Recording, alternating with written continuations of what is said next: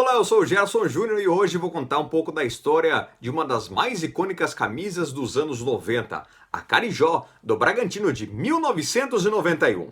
Mas antes de falar dela, temos que relembrar a história da fornecedora por trás deste manto, a Delerba. O início da Delerba foi como uma loja de artigos esportivos, isso na década de 1950 no bairro da Lapa, em São Paulo.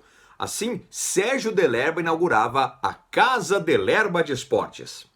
Aos poucos, a Delerba percebeu que poderia investir na confecção de camisas, calções e meiões. A inspiração vinha de casa. Vito Delerba, pai de Sérgio, era alfaiate.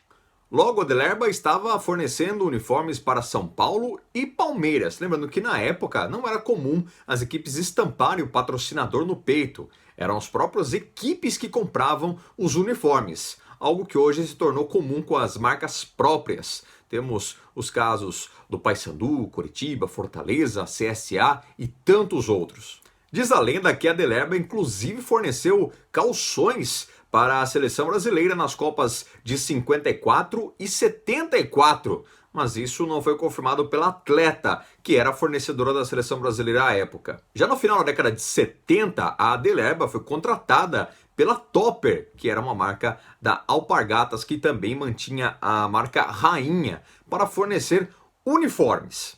Assim, as camisas da seleção brasileira foram fabricadas pela Delerba nas Copas de 82, 86 e 90, mas o logo utilizado era da Topper. Aliás, o mesmo aconteceu com o Corinthians na época da Democracia Corintiana, que apesar de ser patrocinada pela Topper, tinha na etiqueta o logo da Delerba. Isso acontecia porque as marcas não estavam interessadas nas camisas, mas sim em calçados, e era uma forma de divulgar as marcas. Já nos anos 80, esse interesse da Delerba em aparecer no peito das camisas se tornou realidade. Mas antes de patrocinar equipes daqui do Brasil, digamos que a Delerba patrocinou equipes internacionais. Encontrar camisas de times internacionais aqui no Brasil era muito difícil.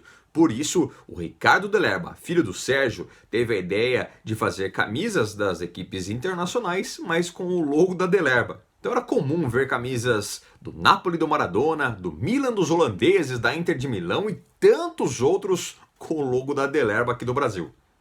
Antigamente não era comum esse lance de pirataria, podemos dizer assim, mas os desenhos eram copiados na base da raça. O Ricardo adquiria revista, a Guerrinha Esportivo, por exemplo, e copiava os desenhos dos times internacionais. Eu me lembro dessa, inclusive, do Deportivo La Coruña, que tinha o Bebeto, Mauro Silva, Rivaldo, mas a fornecedora mesmo do Deportivo La Coruña na época era a Umbro. E era comum a gente ver camisas do Deportivo La Coruña aqui no Brasil com o logo da Delerba. O sucesso da Delerba também foi impulsionado pelas campanhas de vice-campeão brasileiro em 91, com o Bragantino utilizando a Carijó, quando perdeu para a equipe do São Paulo, e a Portuguesa em 1996, quando foi derrotada pela equipe do Grêmio.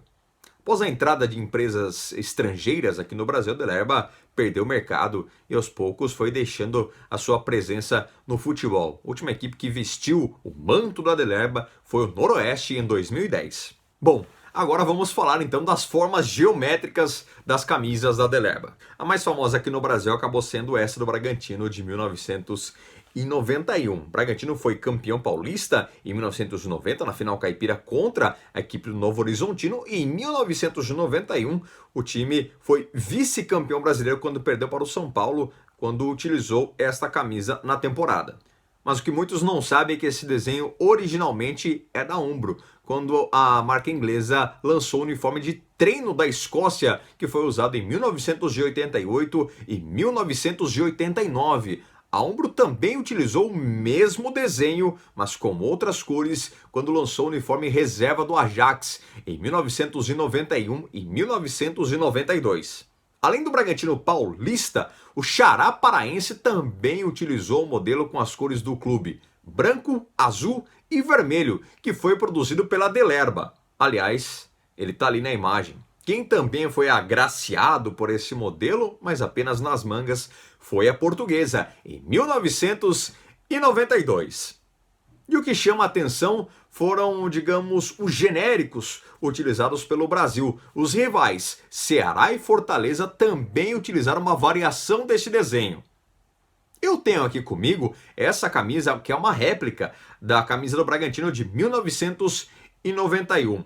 Antes do acordo com a Red Bull, o Bragantino iria utilizar uma camisa Carijó. Inclusive, o pedido já havia sido feito para a então fornecedora de material esportivo, mas teve que ser cancelado. No último jogo da Série B do ano passado, a Nike fez uma homenagem àquele uniforme. Eles lançaram uma série numerada de 1990 camisas. Essa que eu tenho é a número 1971. Ela veio num tubo também com os desenhos geométricos e utilizaram no jogo da entrega do troféu do campeão brasileiro da Série B de 2019. O Bragantino Clube do Pará também relançou no ano passado o uniforme histórico. Dessa vez, quem foi a responsável pela confecção foi a Tuba, a marca própria do clube paraense. Tuba, porque o mascote do clube é o tubarão. Bom, esse foi um vídeo contando um pouco sobre a história desse uniforme que marcou a minha geração. Em breve eu volto falando um pouco mais sobre alguma outra curiosidade sobre material esportivo, camisas, enfim. Gostou? Deixa o like, compartilha. Valeu, obrigado, um grande abraço, tchau, tchau.